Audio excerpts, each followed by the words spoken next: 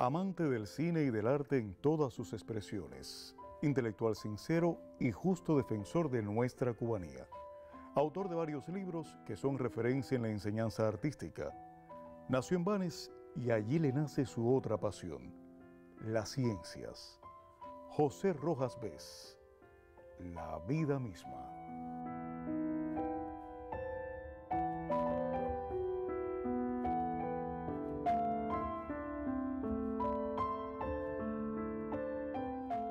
En su Banes natal habían dos cines que proyectaban todo tipo de películas. ¿Qué recuerda de su infancia?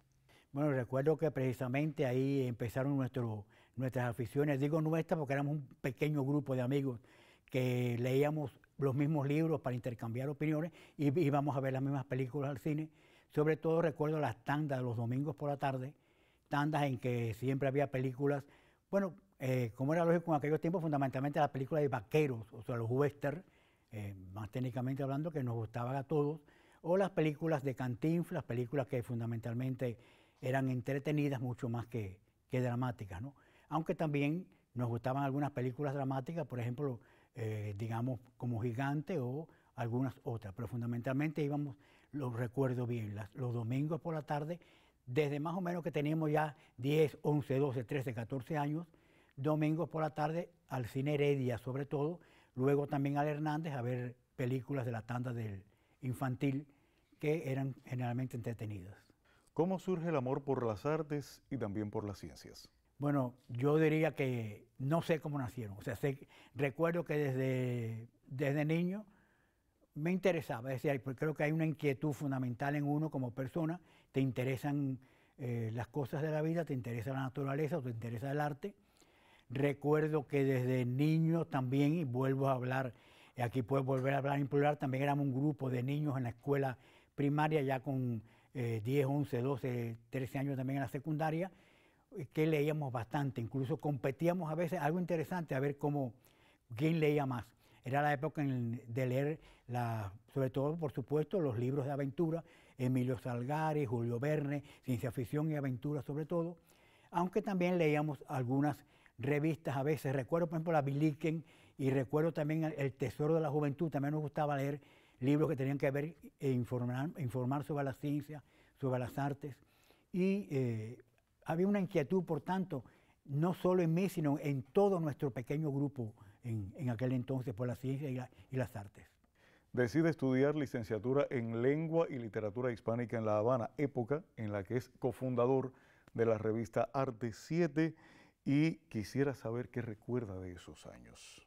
Bueno, recuerdo que eran años muy lindos, por supuesto, años 67, 68, años muy buenos en La Habana, años en que se inauguraba Copelia, era muy fácil pasear, había muchas guaguas, para decirlo bien a los cubanos, muchas guaguas, Leyland, Hino, etcétera, era fácil transportarse, años de las primeras novias serias, por supuesto, años muy lindos. Y por supuesto éramos un grupo de jóvenes que estábamos en la universidad con muchos intereses.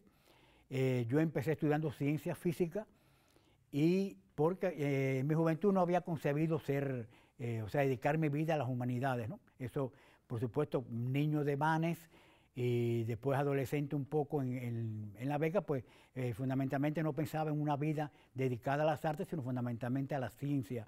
Fui monitor de matemática y de física en la secundaria y en parte del pre, por tanto, orientado en ese sentido.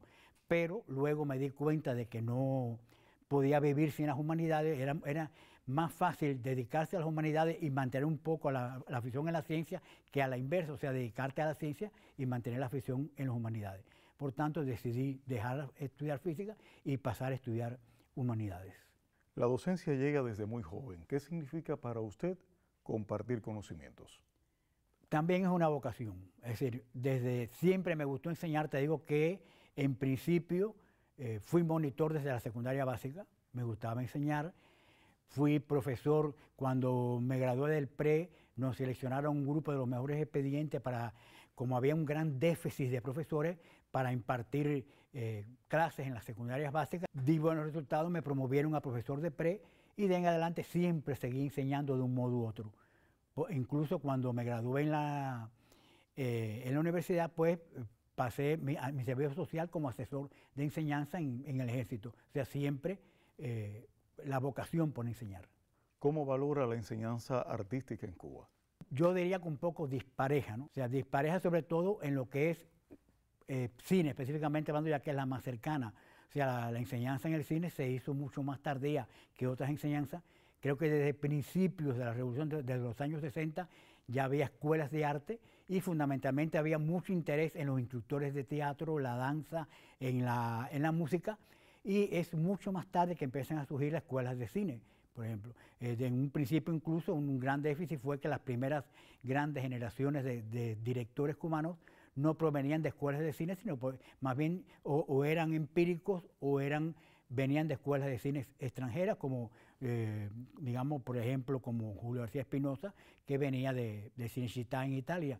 No había escuela de cine en Cuba hasta que surge ELISA mucho más tarde y también luego, más tarde aún, la Escuela Internacional de Cine San Antonio de los Baños.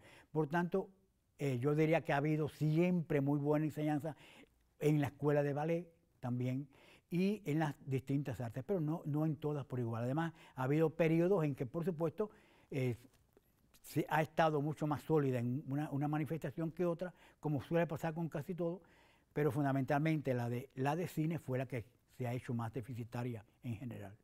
Maestro, tiene publicado 12 libros, entre ellos Artes, Cine, Videotape, Límites y Confluencias, avalado por teóricos y académicos universales. Bueno, sí, 12 libros. Yo diría que en realidad no más de 12, porque si contamos los cuadernos de apunte, por ejemplo, la percepción de la cultura cubana, los colectivos, pues serían prácticamente 16.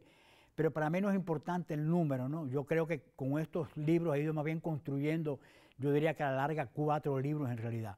Si yo pudiera tener una gran holgura para dedicarme durante 2 o 3 años a escribir, pues yo todo eso lo concentraría en 4 libros. O sea, un libro sobre cine específicamente, un libro sobre audiovisualidad en general, no solo cine, sino audiovisualidad en general, un libro sobre teoría del arte, estética y semiótica, y un libro sobre cultura hispánica. O sea, creo que si yo pudiera, fueran 4 libros la síntesis de mi creación en mi vida, pero bueno, estoy esperando tener ese momento de relax y de facilidad y de comodidad para poder hacerlo. ¿Qué opinión le merece la crítica actual cubana? Bueno, es extensa, o sea, hay muchos críticos, somos muchos los críticos, lo que es un poco dispar en que la crítica sigue predominando el elemento opinión. O sea, los críticos somos más, lo que llamaban los filósofos griegos, es más la doxa, la opinión que la ciencia, que el saber, ¿no? La crítica en general no está todavía lo bien fundamentada que es para mí lo ideal, para mí una buena crítica de cualquier manifestación, sea de cine, de artes plásticos, o sea, digamos pintura o danza, debe estar avalada en una teoría del arte que esté avalada también en una teoría estética, y eso no pasa siempre. O sea, yo creo que en la mayoría de los críticos se mantiene todavía el elemento opinión. Por tanto, yo tengo mi opinión, la doy de un modo un poco más bonito, un poco más fundamental, porque como crítico me dedico a esto y por tanto he tenido más tiempo para ver un poco más de películas que tú, me he dedicado un poco a veces a leer un poco más de artículos sobre esta película que tú, pero en fin de cuentas es una opinión, no, es una opinión un poquito más bonita que la tuya, pero casi siempre es la opinión. O sea, casi nunca está el sistema estético y el sistema teórico sólido por detrás de estas opiniones. ¿Cómo valora el cine que se está haciendo hoy en Cuba? Depende a lo que le llame el cine de hoy. No sé, ya hay que dividir un poco el cine que está haciendo el ICAI, que es muy poco. Sabe que el ICAI está en una crisis realmente productiva. Y lo otro es la esperanza que puede haber en los jóvenes realizadores, movimientos de jóvenes realizadores. Lo que sucede es que los jóvenes realizadores en general tienen muy poco presupuesto y es mucho más fácil hacer casi siempre un documental que una película de ficción en la que haya que contratar actores, pagar actores, etcétera, etcétera. Entonces, pasa esto. Hay muchos jóvenes con mucho talento, pero muy pocas posibilidades de producir largometrajes porque hay muy poca economía para ello, a pesar incluso de los convenios que se pueden hacer con otros países o de la ayuda que pueden dar instituciones como Sinergia, como Ibermedia, entre otras. Y por eso es que todavía no ha logrado cristalizar, y creo que va a tardar en cristalizar un movimiento de sólidos de sólido cine, sobre todo de sólidas películas ya de largometrajes en general. Posee la distinción por la educación cubana y otros muchos reconocimientos, pero para alcanzarlos se necesita el apoyo de la familia. Hábleme de ella. Sí, realmente he trabajado mucho, me interesa mucho el trabajo, tengo una gran vocación por trabajar, me gusta crear, pero también soy ante todo una persona de familia. Soy un hombre de familia. Creo que sin mi familia no hubiera podido hacer nada. Sin mi esposa, que ha sido mi gran apoyo emocional, espiritual en todo momento, sin Cari, pues evidentemente yo digo que no hubiera podido hacer nada. O sea, fueron 47 años de matrimonio, queriéndonos, apoyándonos unos a otros y criando a los 3 hijos y 2 nietas que hemos tenido. Creo que es muy importante esto. Además, por supuesto, el otro sector de la familia, mi madre, mis hermanos. Y siempre he sido una persona de familia. ¿Cuál es su mayor satisfacción?